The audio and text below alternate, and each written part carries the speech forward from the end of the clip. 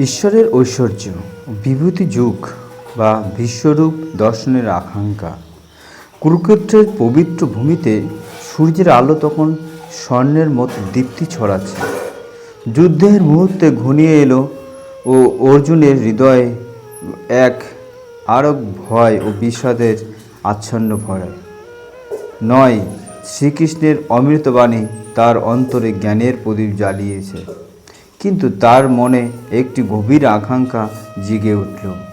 অর্জুন বিনীতভাবে বললেন, হে গোবিন্দ, আপনিই বলেছেন যে আপনি সর্বত্র বিরাজমান, আপনি সকল শক্তির উৎস, সকল সৃষ্টির কারণ। কিন্তু আমি জানতে চাই, এই বিশ্ব জগতে আপনার ঐশ্বর্য কিভাবে প্রকাশিত হয়েছে, কিভাবে আমি সর্বদা আপনাকে স্মরণ করব। শ্রীকৃষ্ণ মৃদু হেসে বললেন, হে পার্থ, আমার ঐশ্বর্যের কোনো শেষ নেই, তবুও তোমার কল্যাণের জন্য আমি আমার কিছু প্রধান বিভূতির কথা বলছি। আমি সকল জীবের হৃদয়ে অবস্থিত আত্মা, সমস্ত সৃষ্টির আদি, মধ্য এবং অন্ত আমি। তিনি বললেন, জ্যোতিষ্কদের মধ্যে আমি সূর্য, নক্ষত্রদের মধ্যে আমি চন্দ্র, দেবের মধ্যে আমি সামদেব, আর দেবতাদের মধ্যে আমি ইন্দ্র।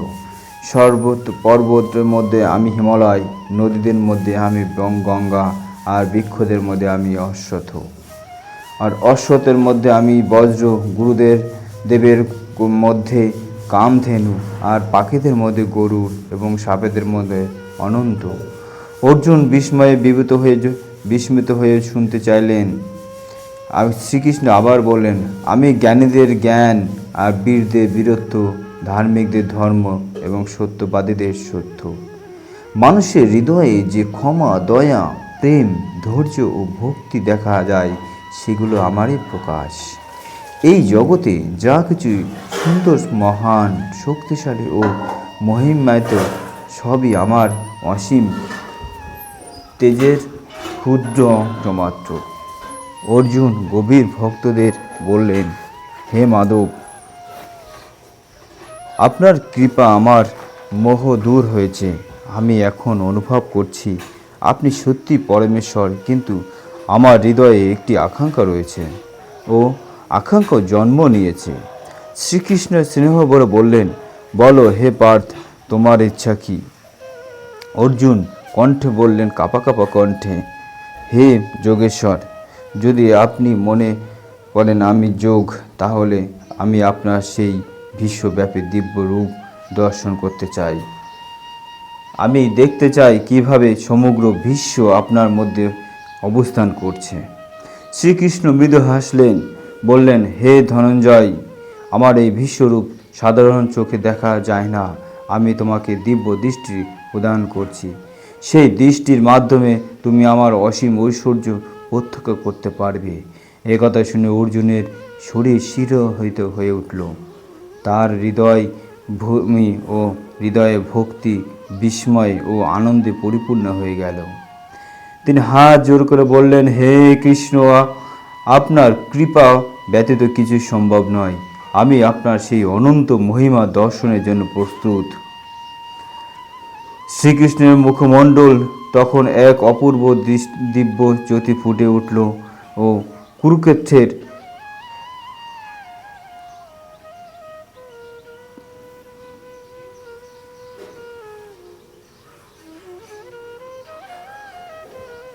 আকাশ যেন অলৌকিক আলোয় ভরে উঠতে লাগলো। অর্জুন অনুভব করলেন তিনি এমন এক মহারহস্যের সামনে দাঁড়িয়ে আছেন, যা কোনো মানুষের পক্ষে কল্পনা করা কঠিন। আর সেই মুহূর্তেই শুরু হতে চলেছে এক অভূতপূর্ব ঘটনা, পরমেশ্বর বিশ্বরূপের প্রকাশ।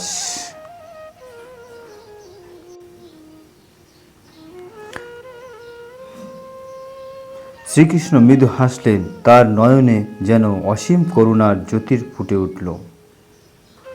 হে পার্থ, আমার এই দিব্য রূপ সাধারণ চোখে দেখা যায় না। আমি তোমাকে দিব্য দৃষ্টি দিচ্ছি। এখন দেখো আমার যোগমায়ার অসীম মহিমা। এ কথা বলে শ্রীকৃষ্ণ তার অলৌকিক ভক্তি প্রকাশ করলেন। মুহূর্তের মধ্যে অর্জুনের চোখের সামনে এক অভাবনীয় দৃশ্য ফুটে উঠল। তিনি দেখলেন শ্রীকৃষ্ণ আর শুধু তারকার রাজপুত্র নন, তিনি সমগ্র বিশ্ব ব্রহ্মাণ্ডের আধার। তার অসংখ্য মুখ, অসংখ্য নয়ন, অসংখ্য বাহু, তার শরীর থেকে অসীম আলো বিচ্ছরিত হচ্ছে। মনে হচ্ছে যেন হাজার হাজার সূর্য একসঙ্গে উদিত হয়েছে। অর্জুন বিস্ময়ে স্তব্ধ হয়ে গেলেন। তিনি দেখলেন সমস্ত দেবতা, ঋষি, গন্ধর্ব, যক্ষ, সিদ্ধ পুরুষ সকলেই সেই বিশ্বরূপে অবস্থান করছেন। ব্রহ্মা, শিব, ইন্দ্র, অগ্নি, বায়ু, বরুণ সবাই যেন তারই একটু প্রকাশ। তিনি দেখলেন আকাশ, নক্ষত্র, গ্রহ, সর্বত্র নদী, সাগর, গাছপালা, পশু পাখি সবই যেন অনন্ত রূপের মধ্যে অবস্থান করছেন। অর্জুন কাঁপতে কাঁপতে হাত জোর করে বললেন, হে দেবেদেব, আমি আপনার মধ্যে সমস্ত বিশ্বকে দেখতে পাচ্ছি। আপনার কোনো আপনার কোনো আদি নেই, অন্ত নেই, মধ্যও নেই। আপনি অনন্ত, আপনি সর্বশক্তিমান। শ্রীকৃষ্ণের সেই বিশ্বরূপে তখন অসীম জ্যোতি। অর্জুন দেখলেন কৌরব ও পাণ্ডব উভয় পক্ষের বীর যোদ্ধারা সেই মহাকালের জ্বলন্ত মুখের মধ্যে প্রবেশ করছে। ভীষ্ম, দ্রোণ, কর্ণ এবং অসংখ্য বীর যেন সময়ের প্রবাহে সেই অনন্ত আগুনের দিকে ধাবিত হচ্ছে। এই দৃশ্য দেখে অর্জুনের শরীর ভয়ে বিস্মিত হয়ে উঠল। তিনি কাঁপা কাঁপা কণ্ঠে বললেন, হে প্রভু, হে ভয়ঙ্কর রূপকে, আপনার উদ্দেশ্য কি? তখন সেই অনন্ত বিশ্বরূপের মধ্যে থেকে বজ্রের মতো ধ্বনি ভেসে এলো, কালোৎস্মিত লোকক্ষয়কৃত প্রবৃদ্ধ, অর্থাৎ আমি মহাকাল জগতের বিনাশকারী রূপে আবির্ভূত হয়েছি।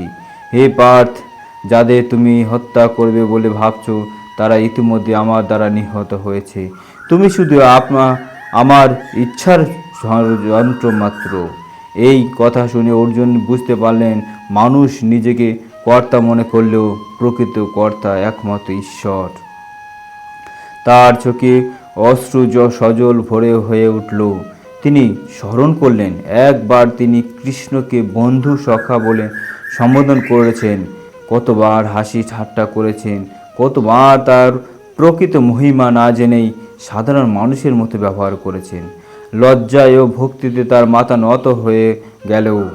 হে অনন্ত, হে জগন্নিবাস, আপনাকে না জেনে আমি যদি কখনো অসম্মান করে থাকি ক্ষমা করুন।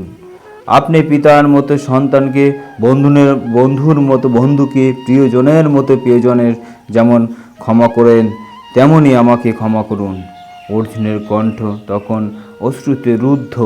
হে বিশ্বেশ্বর, আপনার এই মহিমা রূপ দেখে আমি ধন্য হয়েছি, কিন্তু আমার হৃদয় ভয়ে কাঁপছে। আমি আর সেই চির পরিচিত স্নেহময় শ্যামসুন্দর রূপ দেখতে চাই। শ্রীকৃষ্ণ মৃদু হেসে আবার তার চার ভুজ নারায়ণ রূপ এবং পরে দ্বিভুজ শ্যামসুন্দর রূপ ধারণ করলেন। তার মুখে সেই চির চেনা ও স্নেহময়ী হাসি। অর্জুনের মন শান্ত হয়ে গেল। তিনি বললেন, হে কৃষ্ণ, এখন আমার সমস্ত ভয় দূর হয়েছে। আপনার এই সৌম্য রূপ আমার হৃদয়ে শান্তি এনে দিল। শ্রীকৃষ্ণ ভগবান বললেন, হে পার্থ, এই বিশ্বরূপ দর্শন দেবতাদের পক্ষে অনন্ত দুর্লভ। কঠোর তপস্যা, যজ্ঞ ও দানের দ্বারা এই রূপ দেখা যায় না। একমাত্র অখণ্ড ভক্তির মাধ্যমে আমাকে সত্যরূপে জানা যায়। যে ব্যক্তি অহংকার ত্যাগ করে, সকল প্রাণীর প্রতি দয়া করে, আমার প্রতি অটল বিশ্বাস রাখে এবং সমস্ত কর্ম আমাকে সমর্পণ করে, সে অবশ্যই আমাকে লাভ করে। অর্জুন তখন রথের উপর দাঁড়িয়ে দু হাত জোর করে বললেন, হে মাধব, আমি আপনার শরণাগত। আমার মোহ দূর হয়েছে। আপনার কৃপা আমি সত্য উপলব্ধি করেছি। এখন আমি আপনার আদেশ পালন করব। শ্রীকৃষ্ণ ভগবান স্নেহভরে বললেন, ভয় করো না হে পার্থ, যে আমার শরণ নেয় তাকে আমি কখনো ত্যাগ করি না। কুরুক্ষেত্রের আকাশে তখন শঙ্খধ্বনি প্রতিধ্বনি হচ্ছে, কিন্তু অর্জুনের অন্তরে শুরু হয়েছে এক নতুন জীবন, ভক্তি, বিশ্বাস ও সম্পূর্ণ আত্মসমর্পণের জীবন।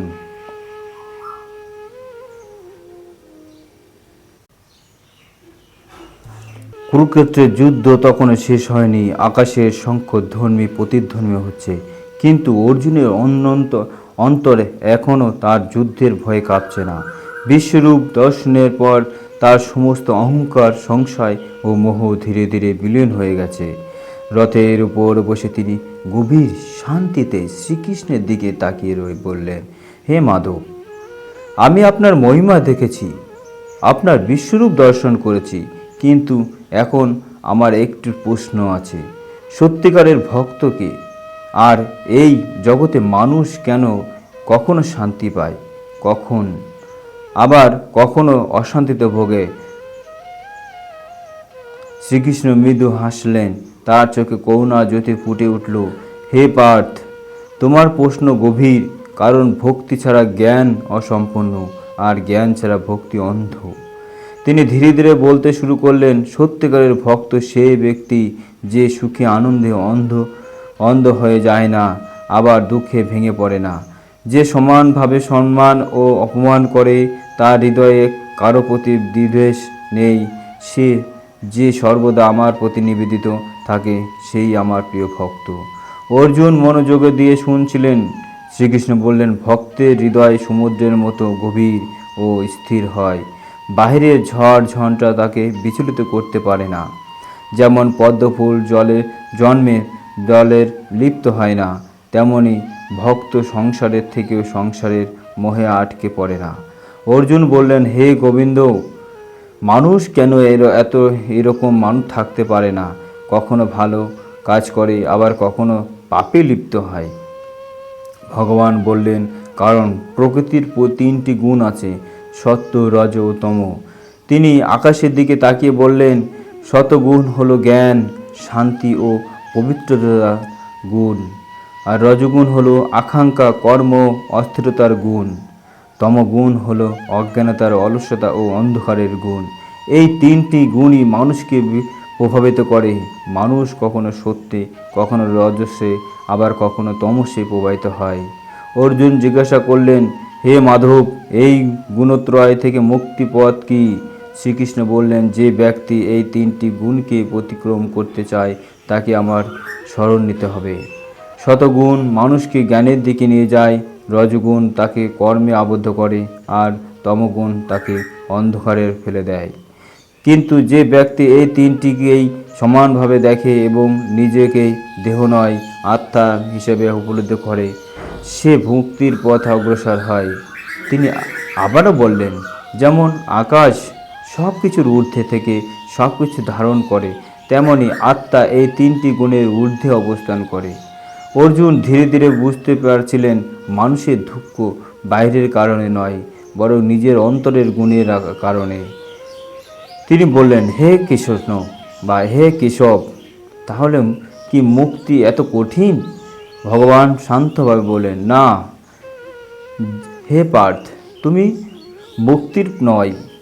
মুক্তির কঠিন নয়, যদি মানুষ অহংকার ত্যাগ করে এবং আমাকে সম্পূর্ণভাবে শরণ নেয়।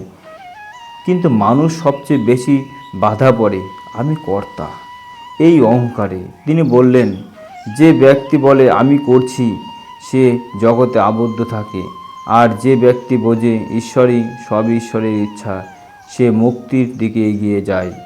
অর্জুনের চোখে আবারও জল চলে এলো। তিনি বললেন, হে মাধব, এখন আমি বুঝতে পারছি, জ্ঞান, কর্ম, ভক্তি সবই আপনার দিকে নিয়ে যায়, কিন্তু সবচেয়ে সহজ পথ কোনটি? শ্রীকৃষ্ণ মৃদু হেসে বললেন, সবচেয়ে সহজ পথ হলো ভক্তি। কারণ জ্ঞানী হতে সাধনা লাগে, যোগী হতে কঠোর নিয়ম লাগে, কিন্তু ভক্ত হৃদয় দিয়ে আমাকে ডাকলেই আমি তার কাছে পৌঁছে যাই। তাই আরও বললেন, যে ব্যক্তি প্রেম, বিশ্বাস ও নিষ্কামভাবে আমাকে স্মরণ করে, আমি তাকে আমার কাছে নিয়ে যাই। অর্জুন তখন দুই হাত জোর করে বললেন, হে কৃষ্ণ, আমি এখন আর কোনো সন্দেহ নেই আমি আপনার শরণাগত। রথের পথ বসে তিনি অনুভব করলেন, এই যুদ্ধ শুধু বাহ্যিক নয়, এটি অন্তরের, অন্ধকারের ও আলোর যুদ্ধ। শ্রীকৃষ্ণ কণ্ঠ আবার শোনা গেল, হে পার্থ, যে ব্যক্তি গুণত্রয় অতিক্রম করে আমাকে লাভ করে, সে আবার জন্ম মৃত্যু চক্রের থেকে ফিরে আসে না। সেই চিরশান্তি লাভ করে। কুরুক্ষেত্রের বাতাস তখনও বয়ে চলেছে, কিন্তু অর্জুনের হৃদয়ে নেমে এসেছে এক গভীর স্থিরতা, যেন সমস্ত ঝড় থেমে গেছে। ভগবান শ্রীকৃষ্ণের এই বিশ্বরূপ দর্শন, ভগবানের এই অর্জুনের আর কথোপকথনের মানুষের হৃদয়ের একটা চিরশান্তির পথ। এই অর্জুন ভগবানের সঙ্গে যে কথোপকথন বলেছিল, শুধু অর্জুনের নয়, এটা সমগ্র বিশ্বের সমস্ত জীবের মঙ্গলের জন্য। অর্জুনের কথা, ভগবান শ্রীকৃষ্ণর বাণী হলো শ্রীমদ্ ভগবদ গীতা।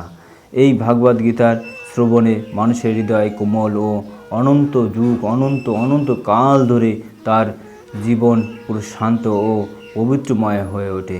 এই কথা শ্রবণ করলে হৃদয় পবিত্র ও পুরো শিউলি ফুলের মতো পবিত্র হয়ে ওঠে, সুন্দর সুগন্ধ ছড়ায়।